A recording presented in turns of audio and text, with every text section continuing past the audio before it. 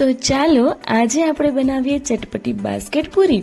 તો એના માટે પહેલા અહીંયા સિક્રેટ મસાલા માટે મેં એક બાઉલની અંદર 2 ચમચી શેકેલા જીરાનો પાવડર અને 2 ચમચી આમચૂર પાવડર એડ કરી દઉં છું। અને ચટપટું બનાવવા માટે 1 ચમચી ચાટ મસાલો અને 1 ચમચી હું સંચળ પાવડર એડ કરી દઉં છું। અને થોડો સ્પાઇસી ટેસ્ટ માટે 2 ચમચી હું લાલ ચટણી પાવડર એડ કરી દઈશ અને વ્યવસ્થિત મિક્સ કરી લઈશ। બજાર કરતાં પણ મસ્ત એવો આપણો ચટપટો અને સ્પાઇસી એવો મસાલો છે તે બની ગયો છે। તો હવે ચાલો તેનું સ્ટફિંગ બનાવી લઈએ। તો સ્ટફિંગ બનાવવા માટે સૌથી પહેલાં 300 ગ્રામ બાફેલા બટેટા લીધા છે અને તેમાં અડધો કપ મગ અને ચણા છે તેને બાફીને એડ કરી દઉં છું। તમે તમારી મનપસંદના કોઈ પણ કઠોળ છે તે એડ કરી શકો છો। તેની અંદર થોડી કોથમીર એડ કરી દઈશ અને આપણે જે હમણાં મસ્ત એવો મસાલો બનાવ્યો તે 2 મોટી ચમચી છે તે એડ કરી દઈશ, એટલે બધા જ મસાલાનો ટેસ્ટ છે તેની અંદર વ્યવસ્થિત આવી જશે। તો બધી જ વસ્તુ મિક્સ કરી લીધી છે અને આપણું સ્ટફિંગ છે તે રેડી થઈ ગયું છે। તો અહીં આપણો બાસ્કેટ પૂરીનો મસાલો અને સ્ટફિંગ રેડી છે। ચાલો હવે આપણે ચટણી બનાવી લઈએ। તો સૌથી પહેલા એકદમ ખટમીઠી ચટણી બનાવવા માટે એક પેનની અંદર હું અડધો કપ ખજૂર, અડધો કપ આમલી અને અડધો કપ ગોળ છે તે સરખા પ્રમાણમાં લઈ લઉં છું અને 1 કપ પાણી એડ કરીને 10 મિનિટ સુધી આપણે તેને વ્યવસ્થિત રીતે ઉકાળવા દેવાની છે, જ્યાં સુધી ખજૂર અને આમલી છે તે એકદમ સોફ્ટ ના થઈ જાય। તો આ રીતે આપણે કન્ટિન્યુ વ્યવસ્થિત રીતે મિક્સ કરતા રહેવાનું છે, હલાવતા રહેવાનું છે અને આપણી ચટણી છે તેને ઉકાળતા રહેવાનું છે।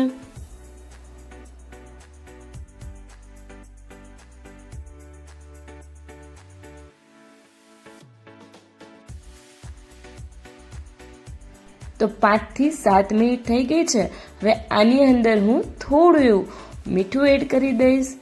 ત્યાર પછી તેની અંદર આપણે થોડું એવું સૂંઠ પાવડર એડ કરવાનો છે અને કાશ્મીરી લાલ ચટણી પાવડર લાવવા માટે એડ કરવાનું છે અને 1 ચમચી જેટલું ધાણા જીરું પાવડર એડ કરવાનું છે અને તેને વ્યવસ્થિત મિક્સ કરીને ફરી વખત 3 થી 4 મિનિટ આપણે ઉકાળવા દઈશું અને હવે હું ઠરવા માટે આ ચટણીને રાખી દઈશ। તો આ ચટણી ઠરી ગઈ છે અને મિક્સર ગ્રાઇન્ડમાં ગ્રાઇન્ડ કરી લીધી છે, પણ આ ચટણી છે તે થોડી એવી ઘટ થઈ છે। આપણે થોડી એવી ચટણીને એકદમ પતલી બનાવવાની છે, કારણ કે આપણે ચાટમાં યુઝ કરવાની છે। તેની અંદર જેટલું જરૂરી છે તેટલું તમારે પાણી એડ કરી દેવાનું છે। મેં અહીંયા 1.5 કપ જેટલું પાણી છે તે એડ કરેલી છે અને આ રીતે આપણી ચટણી છે તેને બનાવી લેવાની છે, બહુ પતલી પણ નહીં અને બહુ ઘટ પણ નહીં। તો ચાલો હવે આપણી ગ્રીન ચટણી છે તે બનાવી લઈએ। ગ્રીન ચટણી બનાવવા માટે મેં અહીંયા 1 કપ કોથમીર છે તે એડ કરેલી છે અને 6 થી 7 ફુદીનાના પાન છે તે એડ કરી દઉં છું। ના હોય તો તમે સ્કીપ પણ કરી શકો છો। 5 થી 6 કળી હું લસણની એડ કરી દઈશ અને ત્યાર પછી થોડું એવું આદું એડ કરી દઉં છું અને જે રીતના તમને સ્પાઇસી પસંદ છે તેટલા પ્રમાણમાં મરચાં એડ કરી દેવાના છે અને 1 ચમચી હું આની અંદર ચાટ મસાલો એડ કરી દઈશ અને થોડું એવું આખું જીરું છે તે એડ કરવાનું છે। અહીં હું થોડી એવી જ ખાંડ એડ કરું છું, જેથી બધા જ ટેસ્ટનું માપ છે તે જળવાઈ રહે અને ત્યાર પછી થોડું એવું હું આમાં મીઠું એડ કરી દઈશ અને 1 લીંબુનો રસ એડ કરી દઉં છું। થોડા એવા સિંગદાણા પણ એડ કરી શકો છો અને ડાળિયાની જે દાળ આવે છે તે પણ તમે એડ કરી શકો છો। હવે થોડા એવા બરફ અથવા થોડું એવું ઠંડુ પાણી એડ કરીને આપણે એને ગ્રાઇન્ડ કરી લેશું અને મસ્ત એવી આપણી ગ્રીન ચટણી છે તે બનીને રેડી થઈ જશે। તો ચાલો હવે આપણી બાસ્કેટ પૂરી બનાવવા માટે એક સર્વિંગ પ્લેટની અંદર હું આ રીતે બાસ્કેટ પૂરીની જે પૂરી આવે છે તેને હું વ્યવસ્થિત રીતે ગોઠવી દઉં છું।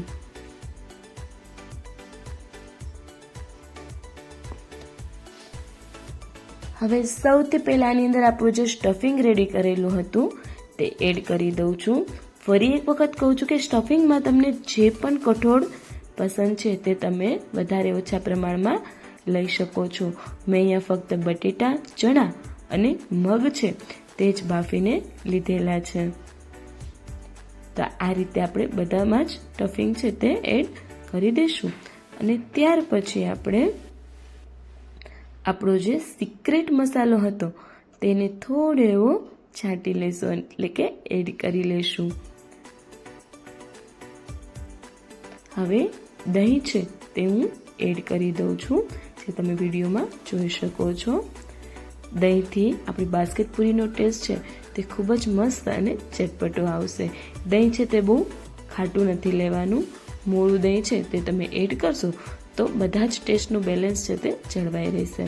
ત્યાર પછી આપણે આપણી ગ્રીન ચટણી જે ઘરે બનાવી હતી તે એડ કરી દેવાની છે, અને ત્યાર પછી આપણી ખજૂર, આંબલી અને ગોળની એકદમ ખટમીઠી ચટણી છે તે એડ કરી દઈશું.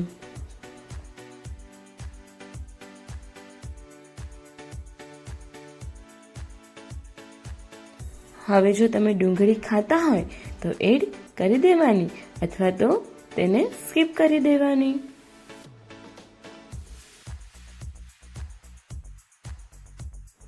ફરી વખત ઘરે બનાવેલો આપણો સિક્રેટ મસાલો છે તે એડ કરી દેશું, અને ઉપરથી એકદમ ઝીણી સેવ છે તેથી આપણી બાસ્કેટ પૂરીની ઉપર એડ કરી દેશું, અને આપણી બાસ્કેટ પૂરીને રેડી કરી લઈશું.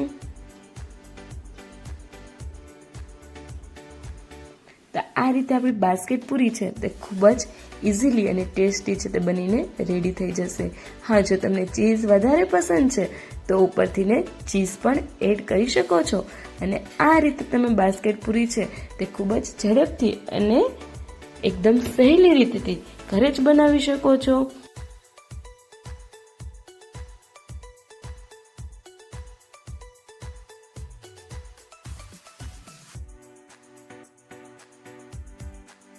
જો તમને અમારી રેસીપી ગમતી હોય તો અમારા બધા જ વિડીયોઝને લાઇક કરજો, ફ્રેન્ડ્સ ફેમિલી સાથે શેર કરજો, અને ચેનલને સબસ્ક્રાઈબ ના કરી હોય તો જરૂરથી કરી દેજો.